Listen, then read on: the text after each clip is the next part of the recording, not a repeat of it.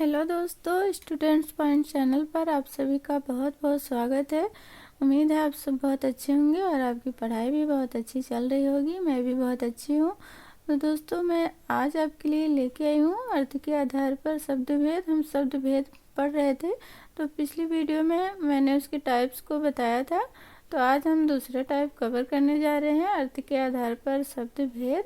तो चलिए वीडियो को स्टार्ट करते हैं। तो दोस्तों, अर्थ के आधार पर शब्द भेद यानी शब्द कितने प्रकार के होते हैं। पहला है एकार्थी शब्द, दूसरा है अनेकार्थी शब्द, तीसरा है समानार्थी शब्द या पर्यायवाची शब्द, चौथा है विपरीतार्थी या विलोम शब्द। तो एकार्थी शब्द क्या होते हैं? ऐसे शब्द जो एक ही अर्थ देते हैं उन्हें एकार्थी शब्द कहते हैं।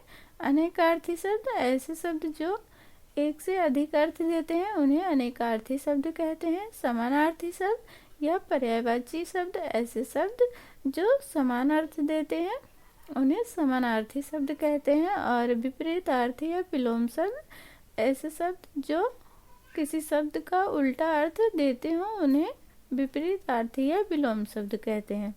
अब हम इन्हें एक एक करके देखेंगे। तो पहला है एकार्थी शब्द।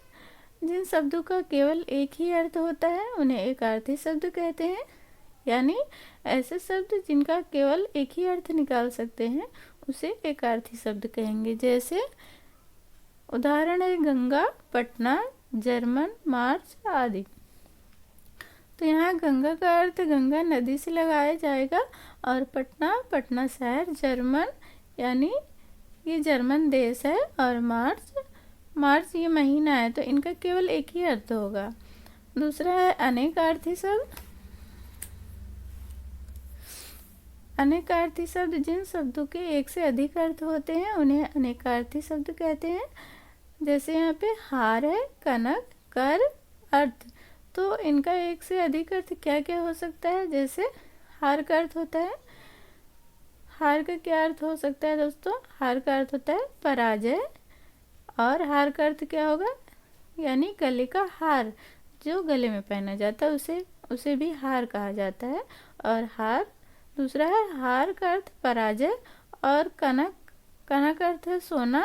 और दूसरा क्या अर्थ होता है? धतूरा। तो कनक के दो अर्थ हुए। और कर का क्या अर्थ होगा? कर का अर्थ होता है हाथ।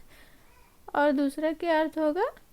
कर का पहला अर्थ हाथ है और दूसरा टैक्स, यानी जो टैक्स लिया जाता है उसे भी कर कहते हैं।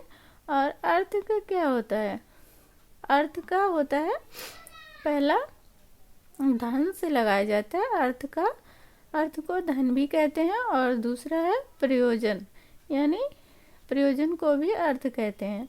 इस प्रकार से इसके दो अर्थ हो गए, इसलिए इन्हें अनेकार्थी शब्द कहेंगे। इनके अनेक अर्थ हो सकते हैं। और तीसरा है समानार्थी शब्द, यानी जो समान अर्थ देते हो। हिंदी भाषा में अनेक शब्द ऐसे हैं जो समान अर्थ देते हैं, उन्हें समानार्थी या पर्यायवाची शब्द कहते हैं। जैसे आकाश है, आकाश को हम और क्या कहते हैं?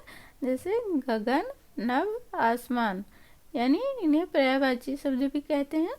और दूसरा है सूर्य को और क्या कहते हैं? भानु, रवि, भास्कर।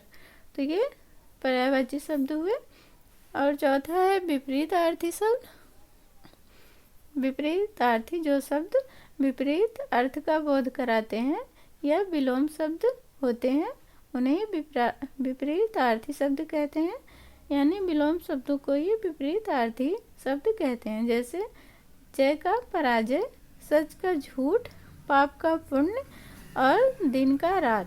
तो ये उल्टा अर्थ दे रहे हैं, यानी जय का पराजय, सच का झूठ और पाप का पुण्य, दिन का रात। तो दोस्तों, आज हमने देखा अर्थ के आधार पर शब्द भेद, जिन्हें 4 प्रकार में बांटा गया था। एकार्थी शब्द, अनेकार्थी शब्द, समानार्थी शब्द और विपरीतार्थी शब्द। तो मैंने इसे बता दिया है उदाहरण के साथ और परिभाषा भी बताई। तो दोस्तों, आप वीडियो पूरी वॉच किए करिए, नहीं तो आपको समझ में नहीं आएगा। और अगर समझ में ना आए तो वीडियो फिर से देख लीजिएगा। वैसे ज़्यादा कठिन टॉपिक नहीं है, एक ही बार में आ जाएगा समझ में। तो दोस्तों अगर वीडियो पसंद आए तो लाइक, सब्सक्राइब और कमेंट ज़रूर कीजिएगा, और कमेंट में मुझे बताइएगा कि मैं अगला टॉपिक किस पे लेके आऊँ। तो मिलते हैं अगली वीडियो में, आज के लिए इतना ही। तो सभी को राधे राधे, धन्यवाद वीडियो देखने के लिए।